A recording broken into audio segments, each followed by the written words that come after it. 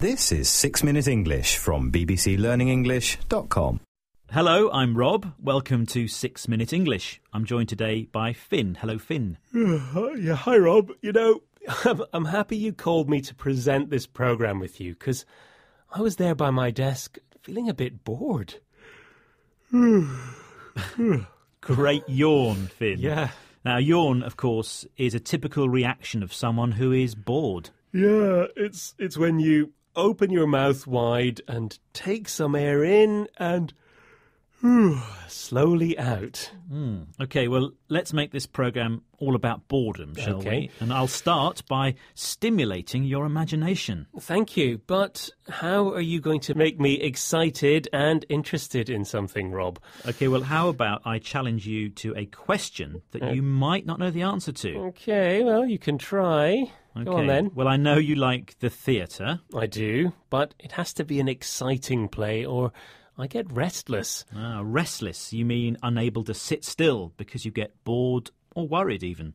OK, well, I wonder how you'd feel watching the longest continuous play recorded. Well, that's quite an offer. But what do you mean? Well, according to the Guinness Book of Records, the longest continuous dramatic performance was held in New Jersey in the US in 2010. But do you know how long the cast for The Bald Soprano by Eugene Ionesco was on stage for? Was it for about A, 8 hours, B, 17 hours, or C, 23 hours? Wow, they're all pretty long. I'll say B, 17 hours, Rob. Goodness, right. OK, well, I'll let you know the answer at the end of the programme. Now let's talk more about boredom. I think this is a feeling we have to learn how to cope with. Yes, we have to learn to deal with this situation successfully, to cope with it.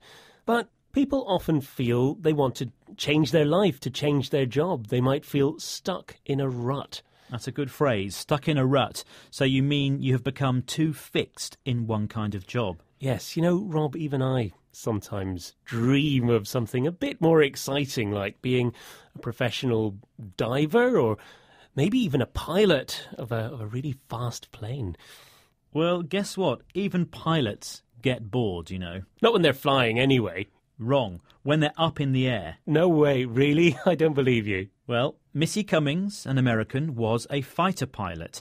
Listen to the phrasal verb she uses, meaning to stop being bored, at least for a while. Is there ever time for a fighter pilot to get bored?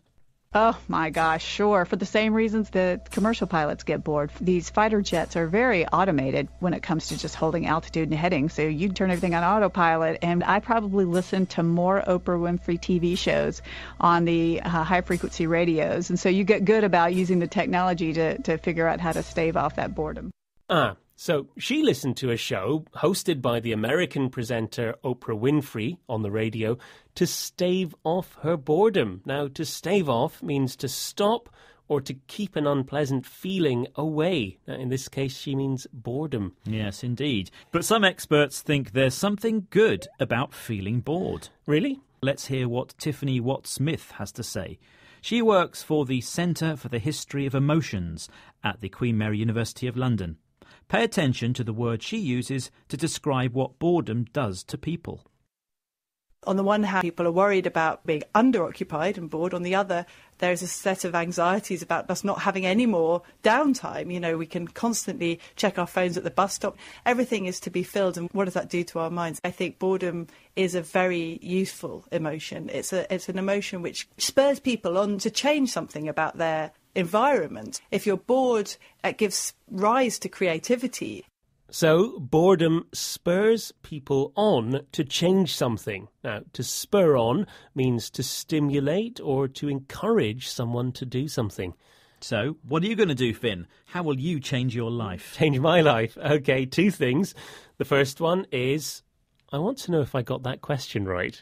Well, I said at the beginning of the programme that the longest continuous dramatic performance was held in New Jersey, US in 2010. And I asked you, how long was the cast on stage for to play The Bald Soprano by Eugene Ionesco? Yes, the options were 8 hours, 17 hours and 23 hours, I think. And I said 17. Was I right? You were not. Oh, no. It was even longer. Oh, wow. Okay, according to the 23. Guinness Book of Records, yes, the play lasted 23 hours, 33 minutes and 54 seconds. It was achieved by the 27 O'Clock Players who performed The Bald Soprano at Belmar, New Jersey, USA on the 27th of July, 2010. Anyway, Finn, what's the second thing you're going to do to stave off your boredom? You know what, Rob? I'm going to book myself a fantastic holiday. Maybe I could start with a visit to Patagonia in Argentina to see the penguins. Yeah, sounds very exciting. But before you head off to Patagonia, could you remind us of some of the English words we've heard today? We heard yawn, stimulating, restless, to cope with, stuck in a rut, to stave off, to spur on. Thanks, Finn. That's it for this programme. I hope you didn't find it boring. Not at all. I loved it. Please join us again soon for another 6 Minute English from BBC Learning English. Bye-bye. Bye.